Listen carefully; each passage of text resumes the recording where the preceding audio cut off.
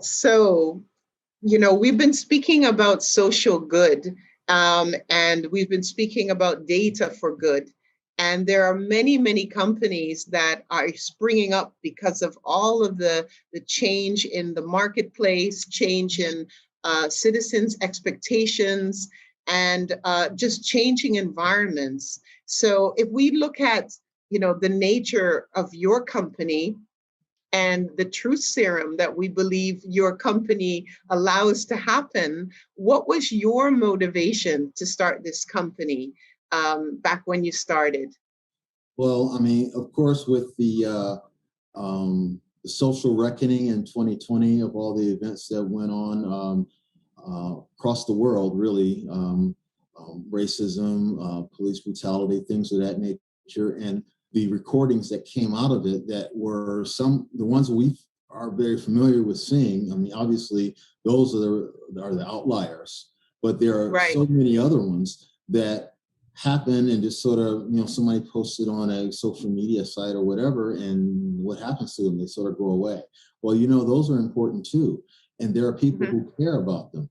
Maybe the community in which you live cares about the kinds of things that are happening and they're recorded,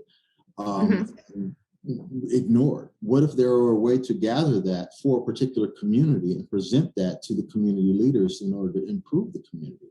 These are the kinds of things for social good that we're able to bring forward from Digital Clarity. We want to promote social good through access to unbiased data for all. We want everyone to be able to look at the data that we're able to get and be able to clearly make data-driven decisions that is not tainted by any color of bias. It is simply the truth. It is simply what the data about interactions say. That was the motivation for starting Digital Clarity. And we're looking forward to bringing that to as many people as possible. And this is so timely. I mean, many of us, all of us, we look on internet, we look on our phones, or we're sitting watching the news, and we see some event that happens. I don't know, a protest or a march, or I don't know, police brutality or anything, or some kind of injustice. And it doesn't matter how young you are or how old you are, what color you are, what language you speak, everybody will say, oh man, that's just horrible that this happens.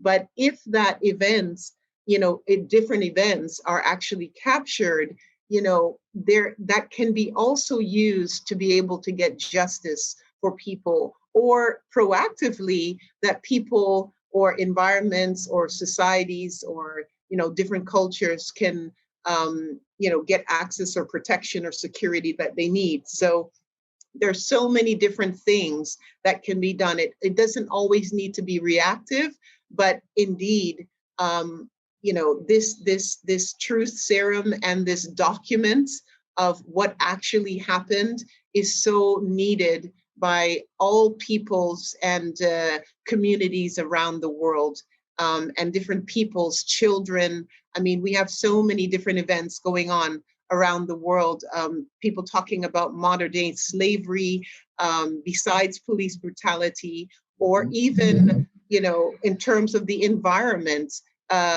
video clips of, let's say, the environmental landscape and how things have changed over time. There are so many different dimensions that, your solution and your technologies can help the world to actually get in a better place. So I think it's amazing what you guys are doing. So thank you very much for sharing with us, and we wish you all the success, and to be able to reach as many different communities and organizations and governments around the world as well, not just in the US.